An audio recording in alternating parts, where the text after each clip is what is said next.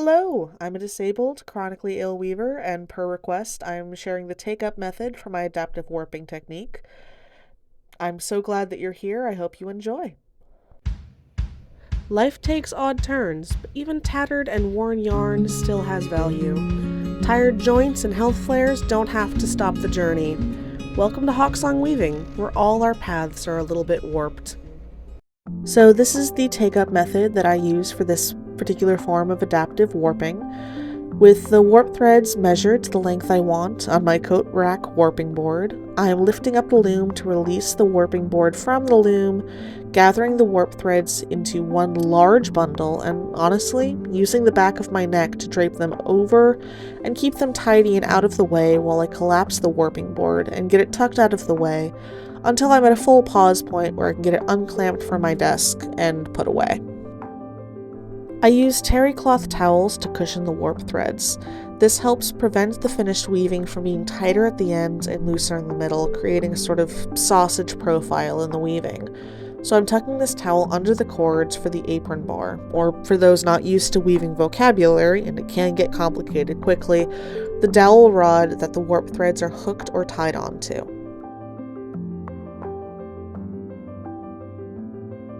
Now I'm alternating between finger combing the warp threads to keep them as even as possible and turning the handle for the back beam to wrap the warp in preparation for the weaving. This does take some concentration, so I don't recommend doing it if you are having brain fog, but it also becomes muscle memory pretty quickly in my experience.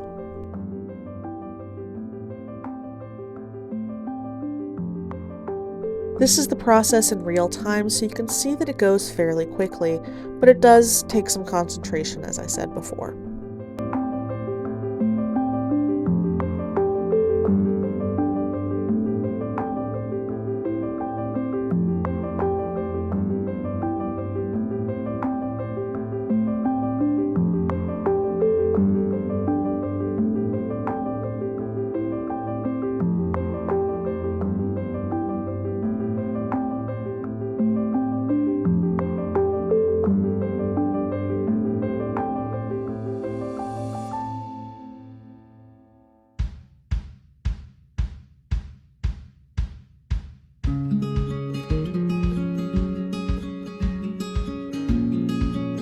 And incoming for Penelope Calico. She was merping up a storm. Geez, that fluffy tail. She did not approve of my heart rate on this day. She is an untrained, unlicensed medical alert cat, which basically means she's a calico, and the stereotypes run true. She's a pain in the butt, but I wouldn't give her up. And she has high opinions of my heart rate, which she's quite happy to scream at me quite often, which doesn't help with the heart rate, darling.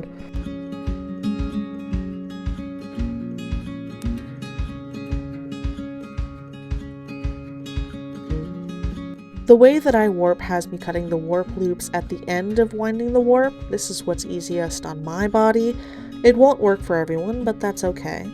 This isn't a great angle, but I'm being careful to pay attention to how the warp threads are laying on the back bar of the loom, and the right-hand thread goes through the smaller hole in the rigid heddle reed. It's not critical, and some minor mistakes aren't the end of the world, but it does make it easier to keep the tension of the warp threads across the entire weaving.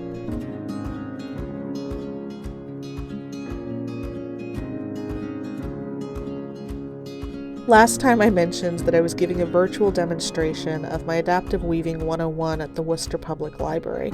It went really well. About 6 people reserved a spot, 1 showed up, which is pretty typical for library events. Librarian and I had a pretty good laugh about it. Before I shifted to weaving after my health went and that's the technical term, it went I was a library director, and before that I was an elementary school librarian. I'm well familiar with the ebbs and flows of program attendance. If you found your way here, shout out to Cal from the program.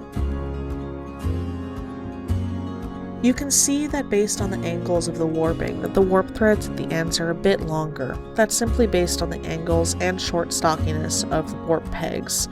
As more warp is put on the pegs, it builds up in width and takes more length of yarn, so trimming the warp ends is needed, but the scraps are still useful.